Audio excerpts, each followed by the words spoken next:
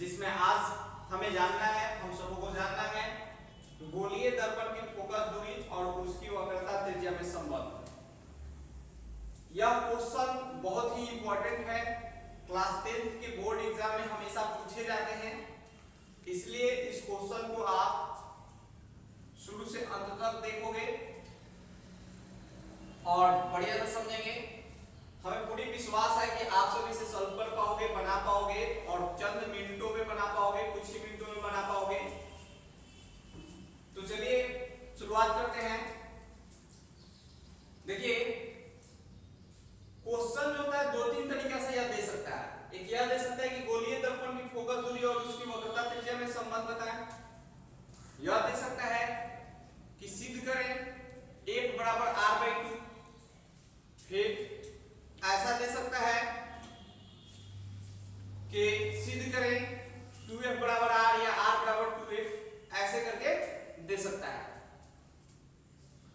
तो किसी भी प्रकार से दे, हमें यही प्रमाणित करना होगा, ऐसा ही बनाना होगा।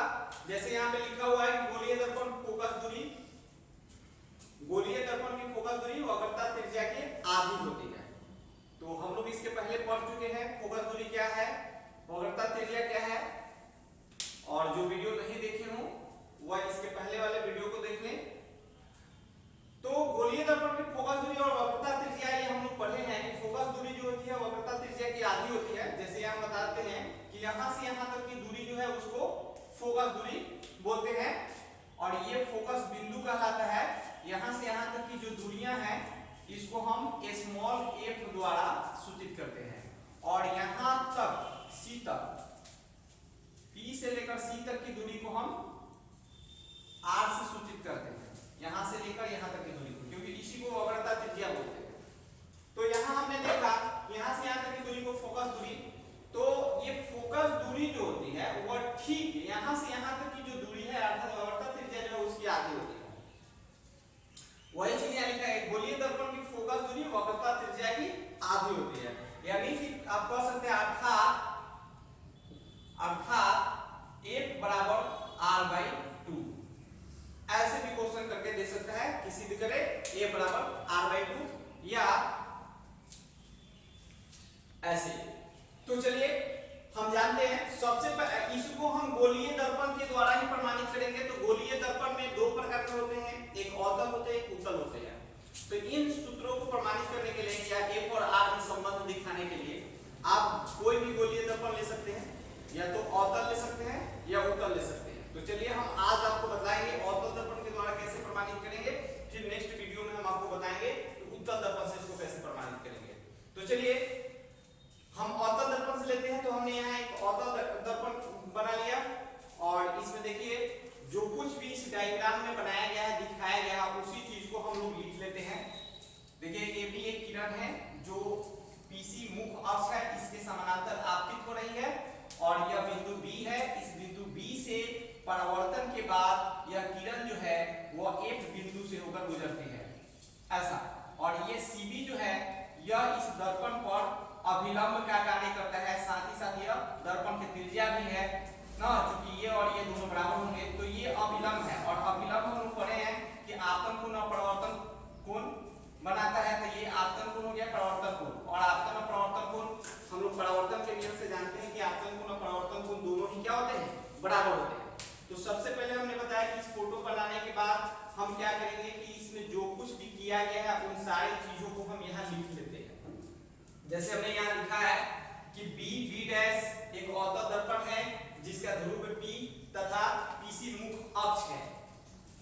उसके बाद AB एक किरण है जो मुख्य अक्ष PC के समानांतर है, जो बिंदु B से परावर्तन के बाद मुख्य फोकस बिंदु F से गुजरती है। देखिए AB एक किरण है जो बिंदु B से परावर्तन के बाद F से गुजरती है, यही बात उसमें लिखा हुआ है, और PC इसकी मुख्य अक्ष है यहाँ बताया गया है। तो यही सारी चीज को बता देंगे। आप अब इसको कैसे लिखते हो ये आप पे डिपेंड है, ऐसा नहीं है कि हमने जो कह दिया वैसा ही करो।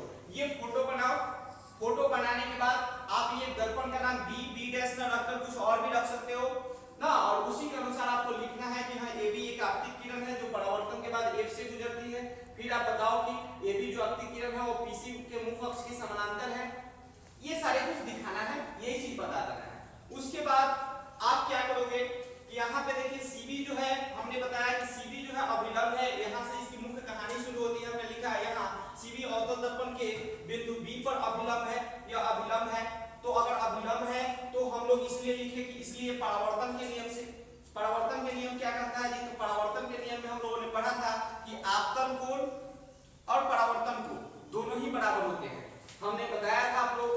यहाँ देखिए जैसे हम लोग पढ़े थे कि ये आपतित किरण है, ये परावर्तित किरण है, बीच में अभिलंब होते हैं। तो हम लोगों ने पढ़ा था कि ये आई और ये आर, तो ये जो कोण है और ये दोनों आपस में बराबर होते हैं, आपतन कोण परावर्तन कोण। हम लोग पढ़े थे कि आपतित किरण और अभिलंब के बीच के कोण को आपतन कोण कहेंगे और परावर्तित किरण और अभिलंब के बीच के कोण को परावर्तन कोण कहते हैं। आपतन कोण परावर्तन कोण दोनों ही बराबर होते हैं। तो परावर्तन के नियम से आपतन कोण और परावर्तन कोण, तो यहाँ आपतन कोण देखिए ये अभिलंब है, तो ये आने वाली किरण है और ये अभिलंब, तो इसके बीच के कोण ये आपतन कोण है। तो इसलिए ए बी सी ये कोण और बी, उसके बाद देखिए ये कोण यानी ए बी सी और वो सी बी एफ अर्थात ये कोण दोनों ही परावर्तन के नियम से दोनों कोण आपस में क्या है, बराबर है। यहाँ दिखाया गया दोनों बराबर है, सेम हमने यहाँ पे वही चीज लिख दिया। उसके बाद यहाँ लिखा है कि लेकिन कोण ए बी सी बराबर बी सी एफ, कोण ए बी सी बराबर बी सी एफ, ये क्यों बराबर हो गया जी? तो ये देखिए हम यहाँ आपको समझा रहे हैं कि ये कोण और ये कोण कैसे बराबर हो गया। तो हम लोग पढ़े हैं कि जब दो चिन्ह समानांतर होते हैं, कोई तिर्यक छेदी रेखा उसे ऐसे काट रहा होता है, जब ऐसे काट रहा होता है तो ये एकांतर कोण होने के कारण दोनों आपस में क्या हो जाते हैं, बराबर होते हैं। तो यह दोनों कोण एकांतर कोण है, ये कोण और ये कोण सेम उसी प्रकार से सी बी है। जैसे हमने ये परिच्छेदी रेखा बनाया वैसे ये सी बी है, बिल्कुल बिंदु यहाँ बी मानिए कि बी है, यहाँ ए है और यहाँ पे आपका सी है। तो देखिए ये और ये बराबर होंगे एकांतर कोण होने का, इसीलिए लिखा गया कि लेकिन ABC बराबर कोण BC है, ये बराबर है। क्यों? तो लिखा गया क्योंकि एकांतर कोण है, एकांतर कोण होने के कारण ये बराबर है। तो हम लोगों ने देखा कि ये दोनों आपस में बराबर है और ये भी बराबर है। तो सोचिए ये और ये बराबर हुआ या नहीं हुआ? तो अगर ये दोनों बराबर हो तो इसीलिए लिखा गया है कि इसलिए कोण CBF अर्थात ये कोण CBF अर्थात ये कोण और BCF तो देखिए BCF अर्थात ये कोण, दोनों ही कोण क्या हुए, दोनों ही कोण ये और ये दोनों ही कोण आपस में बराबर हो गए। तो सोचिए BCF क्या है, एक त्रिभुज है, तीन भुजा से घिरा हुआ है और हम लोग पढ़े हैं कि त्रिभुज में जब दो कोण बराबर होते हैं तो उसकी दो भुजाएं भी बराबर होती है। तो यहाँ पे ये और ये कोण दोनों बराबर हैं और जब बराबर है तो ये दोनों भुजाएं भी आपस में बराबर होगी।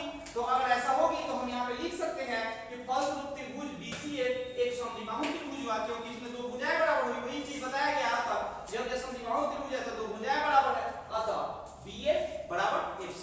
हम बता सकते हैं कि BF और FC आपस में बराबर है, ये दोनों आपस में बराबर है। और हम लोग ऑलरेडी पहले जानते हैं कि ये और ये बराबर होते हैं, क्योंकि F जो है ये दोनों के मध्य बिंदु होता है। तो जब ये और ये दोनों बराबर होता है और यह दोनों बराबर होता है, ये दोनों तो बराबर होगा ना, ये भी दोनों बराबर होगा, तो ये भी दोनों बराबर होगा क्योंकि ये दोनों आपस में बराबर है और ये दोनों पहले से ही बराबर होते हैं क्योंकि ये मध्य बिंदु होता है। तो निश्चित रूप से BF और PF भी बराबर होगा। इस उसी चीज को आगे दिखाया गया है कि यदि B P के बहुत निकट हो, B जो है यह P के काफी करीब हो, क्योंकि ये थोड़ी सी ऐसे वक्र है तो ये छोटा हो सकता है, लेकिन काफी करीब होगा तो लगभग उसके बराबर होगा।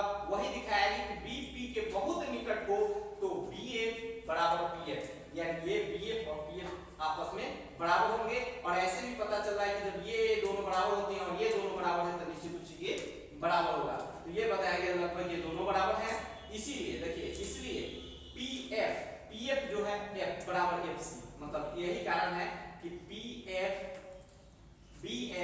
ये वाला और FC ये दोनों बराबर है।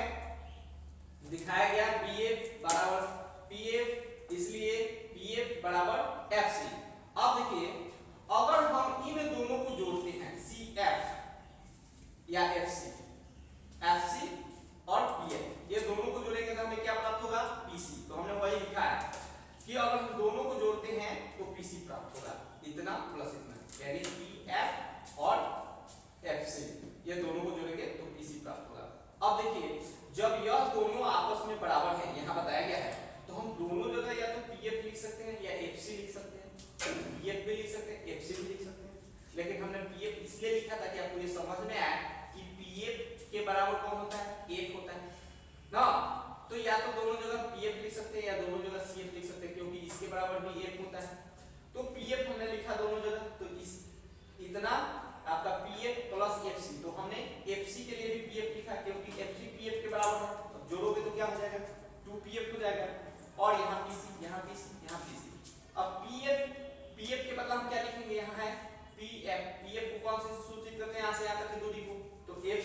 स्मॉल f से फोकस दूरी को, तो ये फोकस दूरी हो गई f हो गया, और PC जो है यहाँ से यहाँ तक की दूरी है उसको क्या चीज से सूचित करते हैं r से, तो यहाँ उसके लिए क्या हो गया r हो गया। इस प्रकार से a बराबर r/2 प्रमाणित हुआ। तो हम लोगों ने यहाँ देखा, शायद हमारे देखने से इसमें आपको किसी प्रकार की कोई दिक्कत नहीं होगी। अगर दिक्कत है, किसी प्रकार की कठिनाई है तो हमें कमेंट अवश्य करें, और अगर वीडियो अच्छा लगा हो तो लाइक, शेयर और सब्सक्राइब करना ना भूले। और हम उम्मीद करते हैं कि यह वीडियो आपको अच्छा लगेगा।